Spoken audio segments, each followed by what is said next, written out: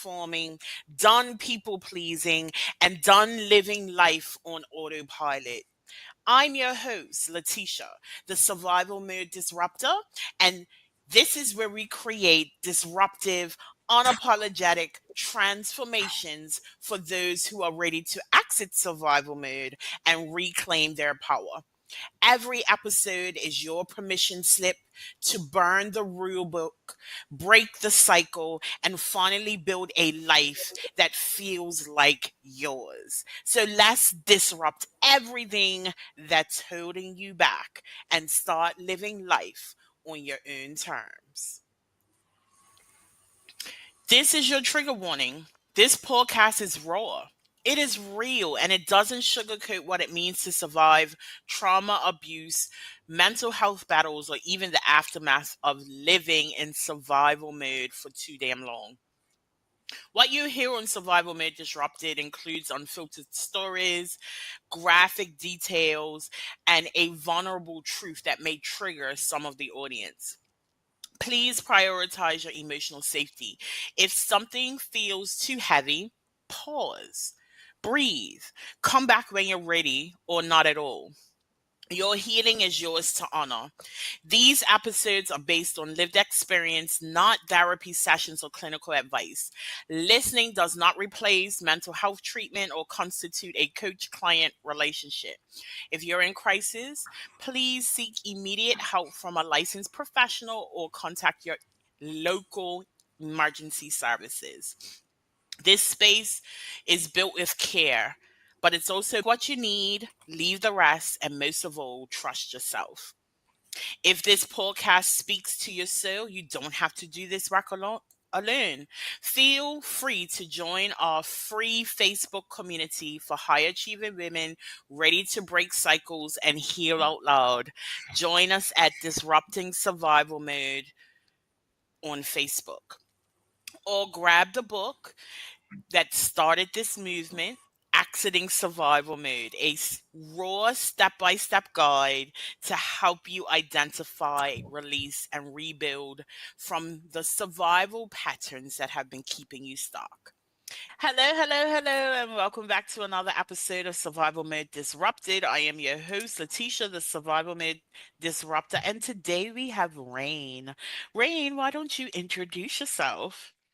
Hi, Letitia. Thank you so much for having me. And hi, everyone. So, name is Rain. I'm a soul and life alignment mentor and coach, and I specialize in emotional intelligence, self love mastery, here the feminine and masculine energy, and just subconscious reprogramming and retraining your brain. So, I help my clients from anything from eczema and clinical depression, anger management to array of things. So it's really, really amazing. But my clients mostly, they're either the ones that have it all, like they have the husband, they have the wife, they have the house, the car, the money, the career, but they just feel like something's still missing. And then the second type of person that I help is the one that wants it all and they just don't know where to start, or they don't know what's going on, that they're just not moving forward, and they're doing the things and they're taking the steps but they're not really moving forward. So what both of these people have in common is they are seeking success externally rather than internally. So that's why I'm a soul and life alignment mentoring coach. We create success from the inside out, so we work internally, and our internal success creates our outer external success. I love it.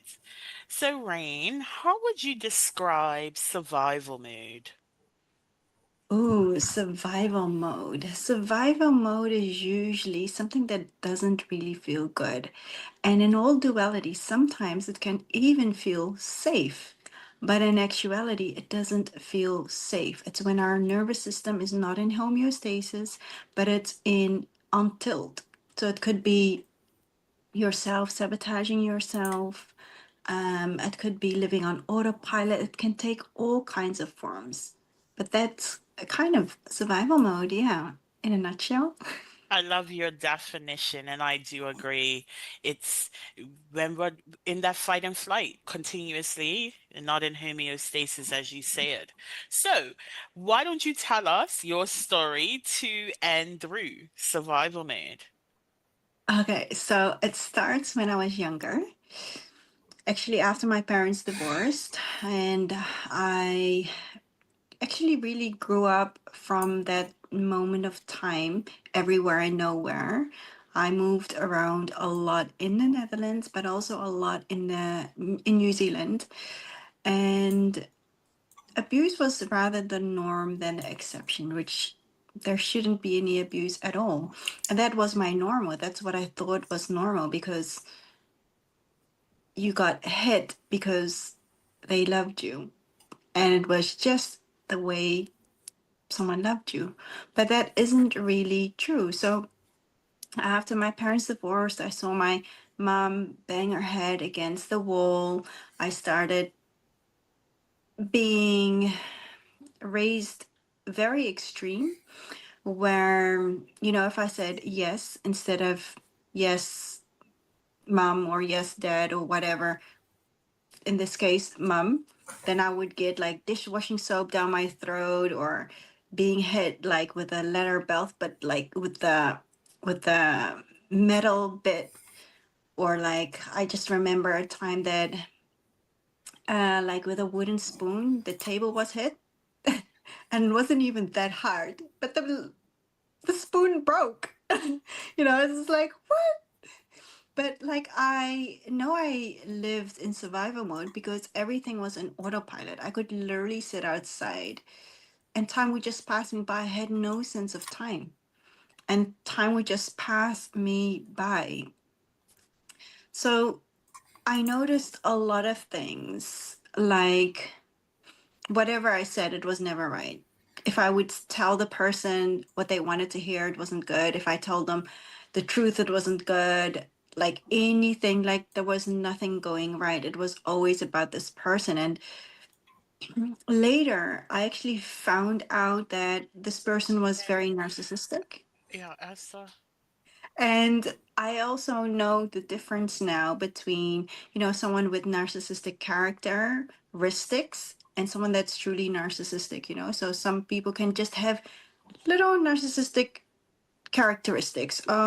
Like it's always about them, or um, sometimes they just project or whatever, but they don't have the whole list of wanting control and manipulating, neglecting you emotionally and mentally, or just like you always have to walk on eggshells and all no integrity, like a whole list of them. That's when you know, hey, someone's very narcissistic. And then you have a covert narcissist, which is kind of hidden because they're so great with other people and people absolutely love them. But just then within that energy dynamic with just you and them, like that hidden dynamic, like what they say, like between four walls, they're a different person. But it could also be in a whole family dynamic where they're still great with other people, but they're just not so great with you. And they're very narcissistic towards you. So I don't really like labels. And I think in my environment or in my culture, we feel like, and not to discriminate, but we feel like labeling is a very white person thing to do. And even with like ADHD, they're like, oh, the child just needs to lose its energy, go outside and play. And so we don't really have those labels. But once I read deeper into it and I read a book, which I didn't really agree with the book, but it did make me identify, oh, wow, I really did grow up with a narcissistic parent. And then when I was curious, like, hey, did anyone else grow up with a narcissistic parent? I had like over 500 comments in this Facebook group, a woman saying, yes, me, this is my experience, and this and this and this and this. And there were so many people bonding because they went through the same thing. And I used to just say, like, oh, I just grow up in a household, abuse rather the norm than the exception, and abuse in every way you could think of, whether mentally, emotionally, physically, spiritually, energetically, like in all the ways, like anything could be used against me, even a relationship with a cousin, or I don't know, a pen or a book, or like anything I had could be used against me. And it wasn't a safe environment for me to grow up in. So, what my subconscious did is it kind of blocked my memories for my own safety so I could survive. So, that's living on autopilot. And if you've been through this, you know exactly what I mean with living on autopilot. And for those that have not been through this, it's just like you're living, but it's like a zombie. It's kind of living, but it's not living at all. And you can maybe feel things, but you kind of really don't. So when I grew up, I remember a time in New Zealand, and I was sitting on the floor, back against the wall, knees up, and all I wanted to do, I used to listen to this song from Mariah Carey, and maybe you already know which one. It's called Hero. And later on, I actually learned that she didn't actually want to do the song, but she learned to love the song as she understood how many lives it touched and how many lives it had changed with her song. But I used to listen to that song, and if I would kind of see if I could cry, because if I cried, I knew I was alive. Because if I couldn't feel any emotion, I was dead. And that was so deep and so profound that I actually had to check myself. Am I still alive? Can I cry? Like, that would be a sign of life because it's something coming out of me. So that was very significant. And then I actually learned that my default emotion, so that's the emotion you always come back to, used to be crying and sadness. Why? Because it would let me know I'm alive. And it's very logical in a sense as well, because the first things babies usually do when they come out the womb is cry. And that for the doctors is also a sign of life. And when I found that out, I obviously wanted to change my default emotion. And I think later on we'll go deeper into that as well. But that's kind of my story. And only later, when I got to live independently, I was 17. Oh my gosh, I couldn't wait. I couldn't wait. Like, she put me out the door and stuff, and it was my word against her because she would literally throw my suitcase, like a little suitcase, like a tiny one, outside and throw me outside. And that was because I grew up as a Jehovah's Witness, very strict. And in my culture, we are raised pretty strict as well, which I don't mind. I was also partially raised by my grandparents. Uh, I just didn't really want to go to one of their religious meetings. And I always went. And I really embodied. I wasn't forced, like, I really loved it. But just this one time, I just wasn't feeling it. So I was like, I can't go because anything I do, I want to do with heart. And that was just banging on the doors, kicking on the doors, and yelling. And I kind of locked myself in the bedroom. And once I kind of had to get out, all my stuff was on the outside, and I just went outside. I think I might have texted a SMS at the time or called like a friend, like, yeah, I'm outside. I don't know where I'm gonna go, but and then I stayed at a friend's, and that's kind of how it. But I loved it because, oh my gosh, Letitia, that just meant that everything right in my life is because of me, and everything wrong in my life is because of me too. So it was that, I don't know if you could call it like radical accountability and self responsibility that I just absolutely love. No one could take credit for everything gone right in my life, but I could not even blame anyone that if anything would go wrong because it was all my doing. It was my life and I loved it. And that was kind of my path to freedom, and things slowly coming out, which is really, really, really beautiful. I love that you mentioned the radical acceptance. I call it radical responsibility or Yeah. ownership, right? Like, I think a huge part of being able to exit survival mode is just that, being able to take that ownership, right? Like, I ended up in jail. And while I will say with certainty that my actions didn't necessarily end me, there was somebody else's actions. I had to take ownership for the decisions that I made that landed me in the wrong place at the wrong time. And oftentimes we suffer in life because we're looking to pass the blame. I had a guest in season 1 say that the biggest addiction for everyone until they know better is blame. And I agree with that because it's almost like we're conditioned to pass the buck to someone else. But when we start taking radical ownership, that's when things shift because it's taking our lives out of someone else's hands, taking our lives and making it less of someone else's responsibility. Even though, parents do owe us a level of responsibility by bringing us into this world. I think once we get to a certain age, we can no longer pass the buck. Yes, the things that we experience in childhood have a tremendous impact in adulthood, in the rest of our lives. But until we take ownership, we are giving our power away. Yeah, beautiful. It's kind of like forgiveness, right? It's accepting that it happened, not accepting that it was right, but it's forgiveness is actually people think like, oh, I'm just capturing them. And no, I remember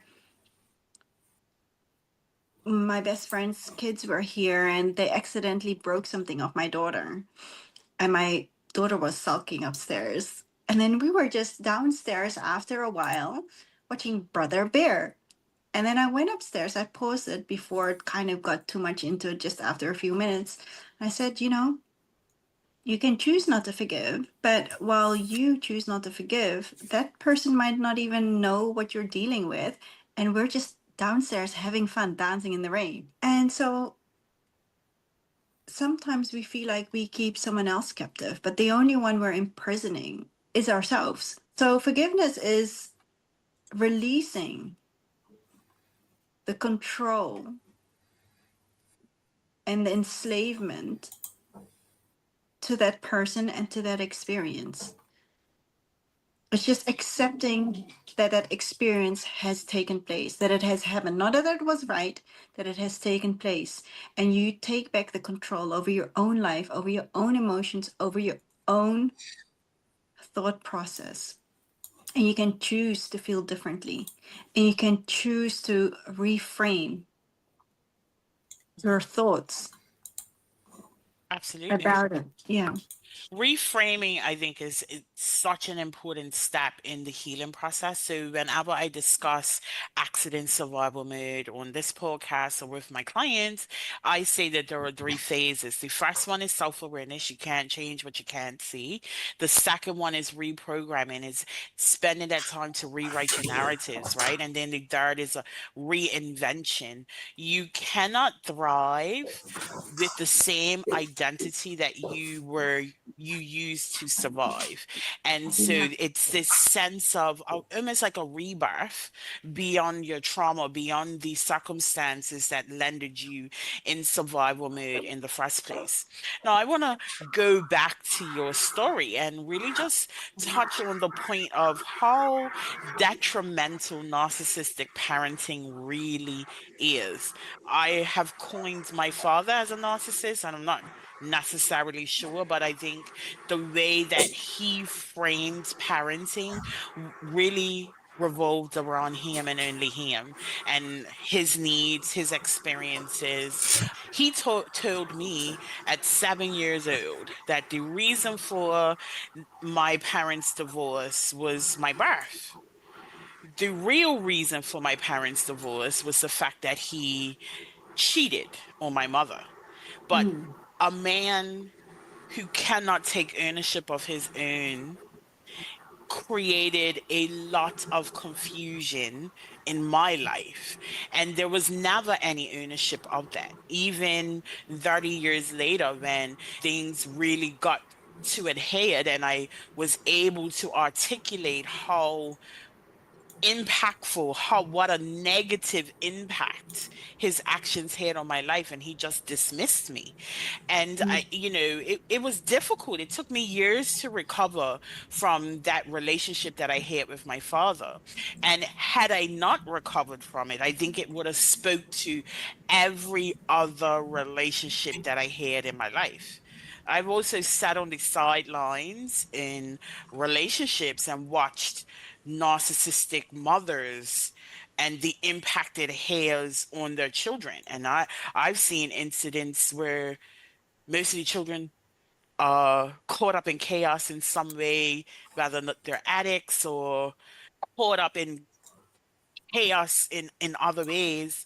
It has a detrimental effect. And I've had conversations on this podcast about around parenting and how important it is for us to heal ourselves as we parent our children, because as you may or may not know, trauma can be passed on for 8 generations. So it then comes to that, back to that radical ownership, radical acceptance of our healing so that we can move forward without dragging all of the baggage with us.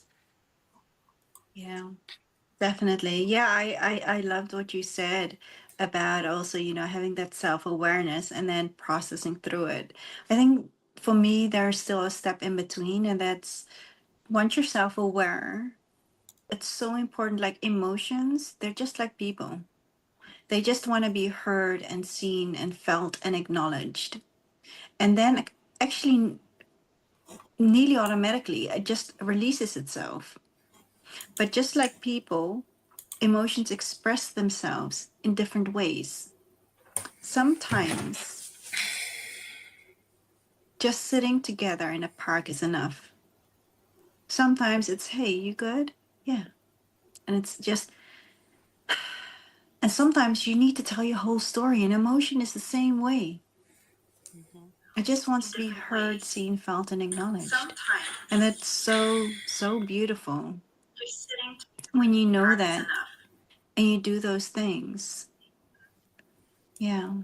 I think the hardest thing about that, though, is in society across the board, we are conditioned not to deal with our emotions. And we are conditioned to not deal with our emotions to keep those around us comfortable. It's never about us, it's always about someone else. So you can't get angry because it makes somebody else uncomfortable. You can't get sad because it makes somebody else uncomfortable.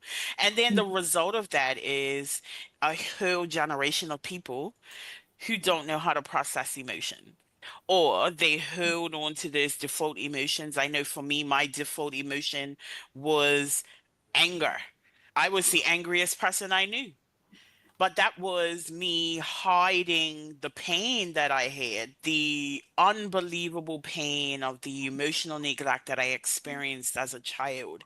And because my emotions weren't openly accepted, because it made other people feel uncomfortable, I learned to stuff. And I stuffed and I stuffed and I stuffed. So all of my hurt and my pain and all of those emotions became anger, because I just didn't know anything else. I didn't know how to process anything else other than that anger. And I think it's really important, especially when we're dealing with children, to give them the opportunity to process their emotions, because it's a humanistic experience that is being stripped of us, especially boys. Mm. And then that creates bigger problems later on, because we have all of these grown adults that have no idea how to process emotions. And it's not something we teach. It's not something that anyone is out here teaching children how to do. Um, And if anyone has listened to this podcast for an extended period of time, I talk about I homeschool my kids. The first lesson I taught them was emotions. I didn't teach them ABCs. I didn't teach them one, two, threes. I taught them how to express their emotions and what they meant. So my 1.5-year old would very quickly tell you how frustrated she was. And for some people, that may be uncomfortable. But now she's almost 6 and still can articulate the emotions that are on the forefront of her day. And I think that's so healthy, even if it makes other people uncomfortable. Yeah. Yeah, definitely. I also wanted to homeschool my kid, but here you aren't allowed to homeschool. Unfortunately, where I grew up in New Zealand, it was more than normal too. But like teaching our kids things that are very important. And like you said, to release those things. I do feel like before you even have kids as well, and before your kids have kids, it's important that they know these things so they can really process and release these things that you spoke about, that they've received from generations. And it can go beyond like 80 or 30 generations. I've had clients where we do emotional energetic. I'm so sorry, That's Louis. okay. I've had clients where we've had emotional energetic release sessions or even belief systems that they've had that went on for so many generations. Even recently, I had a client and it went over 30 generations back. And I always compare it with, you don't see it very clearly. I have like this beauty mark here. And like my daughter doesn't have it. I have it. My biological mom has it. Her mom does not have it, but her mom does have it. So we all carry the coding in our DNA because DNA is a cell, is atom, is an energy particle. Kind of when you walk into a room, you know without having seen anything that they were sneakily trying to steal something, they were making love, or they were arguing, because you feel the energy in the room. You don't have to have seen something. So energy is a cell, is an atom, is an energy particle. It's a code, right? DNA is a code that gets passed through. Just like diabetes runs in the family, or asthma, or I'll whatever it take some of the is, other tea, or please. like red hair or blonde hair, black hair. The same goes with emotional energetics, mental energetics. It gets passed through. It's just a code, and it's releasing that code. And to release that code, we come back to hearing, seeing, feeling, acknowledging that belief system, that emotion, that energy.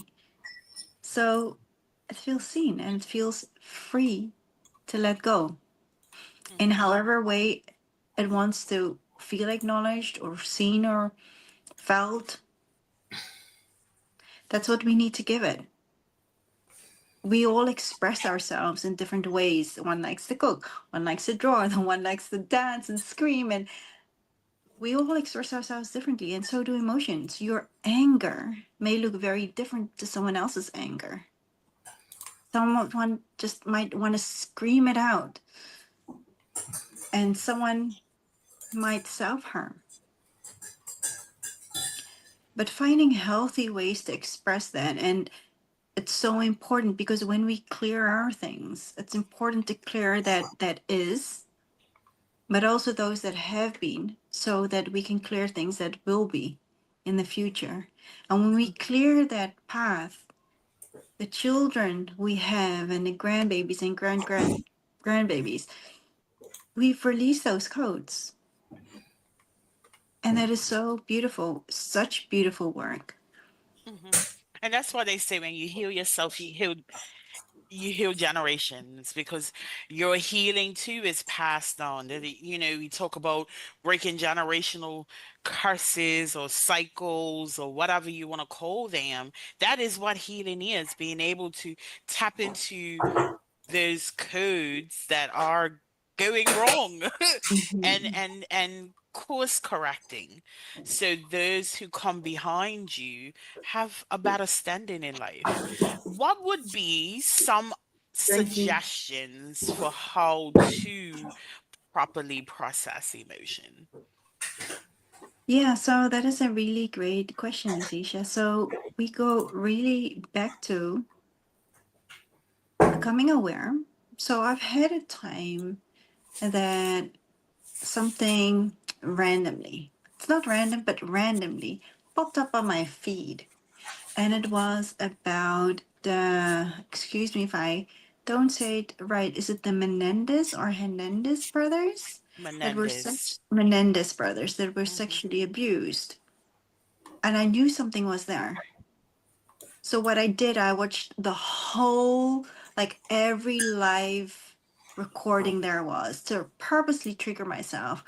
I closed the door. I let my daughter know, like, I just need time for myself. And I just cocooned up like a baby. And I just let everything pass through. But you need to know how to do that. But it's just letting the emotions flow through whatever is going on or happening. And I have the luxury that my daughter is very independent. She doesn't need me, but she desires me in her life. So she is very independent, and I could just move through everything that's going, and I could let the emotions pass through. I always tell my clients, because often people think that financial investment is the biggest investment they make. It's not. When you work with me, emotional investment is the largest investment you make. Why? Because once you're there, you need to sit with it. You need to be able to move through and just, as like a third party, let it be. And that could be really difficult. Some people just want to shut down. Some people want to process and just rush through it. What do you do when all these things come back up that you, like you said, you might have pushed down or you put somewhere in a treasure and you locked it and you threw the key away and you put it somewhere in the ocean and you thought it would never be found? What happens when that comes up? That is the biggest investment you make, the biggest one. So, just to make it easier, I always say, like I've mentioned over and over again, is just to hear, see, feel, and acknowledge that emotion and just treat it like a person. It's like, okay, anger. Okay, I need to hear you. I need to see you. I need to feel you. I need to acknowledge you. And sometimes, if we're friends, Letitia, it's just enough to say, I feel so disappointed in you. And it's enough. And sometimes I'm so disappointed in you because blah, blah, blah, blah, blah, blah, blah, blah, and the whole story needs to come out. And then it's done. But to make sure the emotion fully gets heard, seen, felt, and acknowledged fully, when that happens,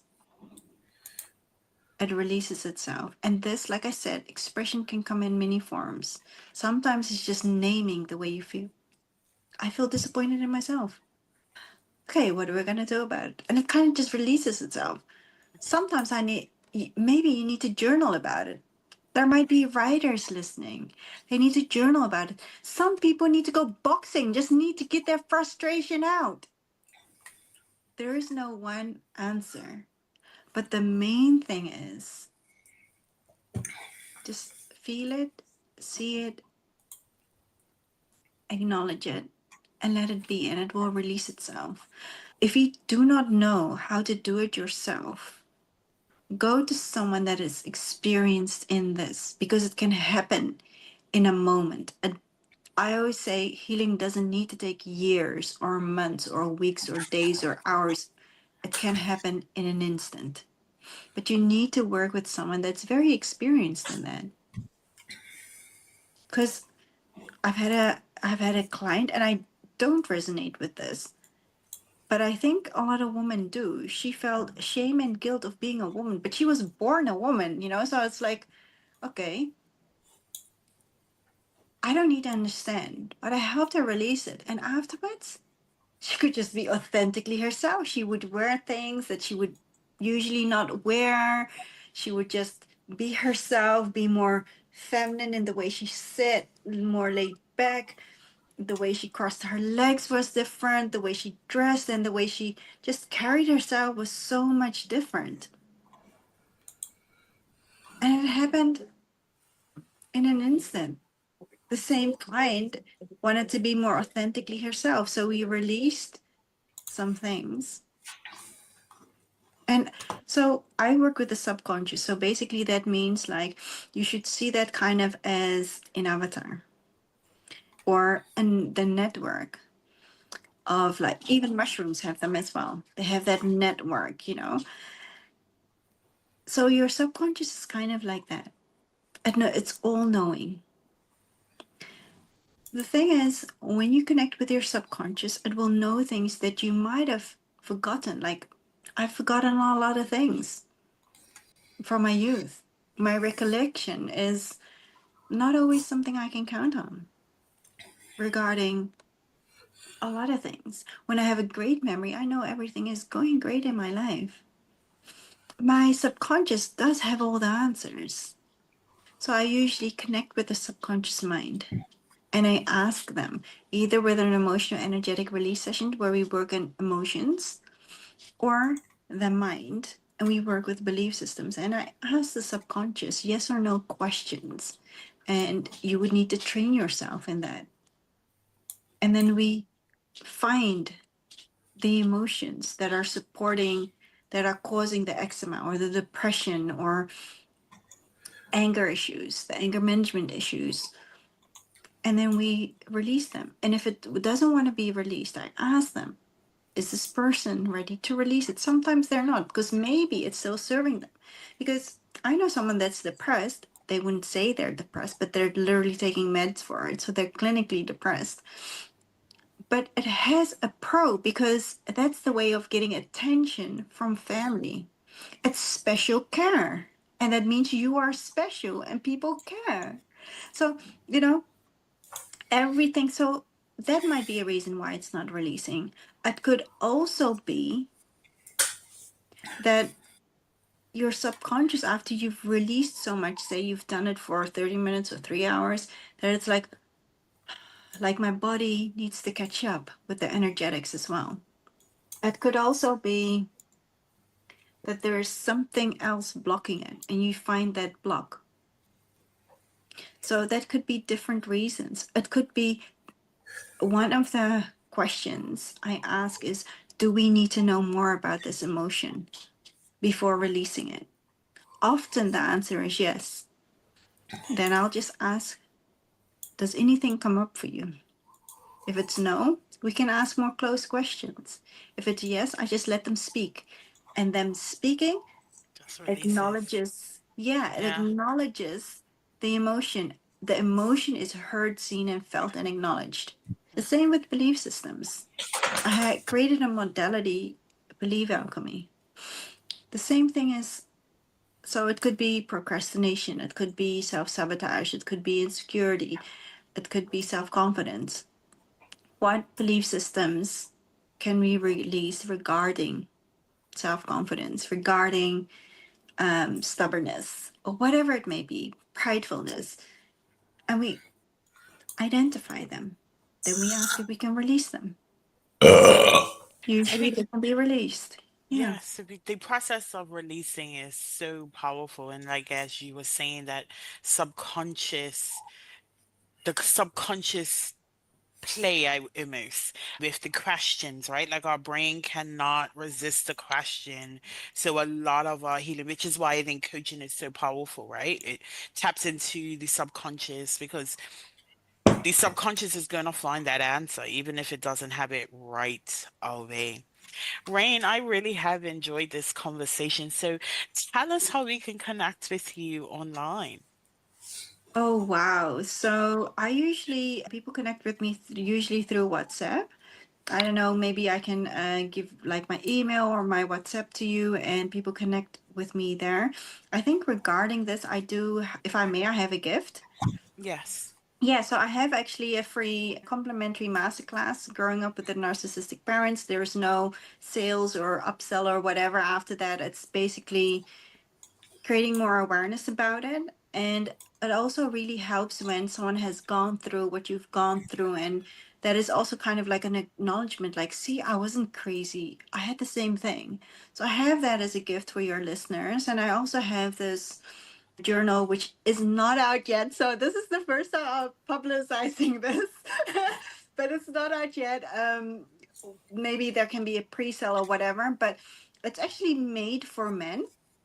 But I noticed that a lot of women that grew up in, for them, unsafe environments, whether it's emotionally or mentally or physically or whatever, they really resonate with it. And not just resonate with it, the men I've read the introduction to, and the gift is the introduction, is they're speechless. They're like, Mhm. I feel like you've known me my whole life, or like since I'm born, like you know my inner dialogue, the way I feel, like everything. Like, how is this possible?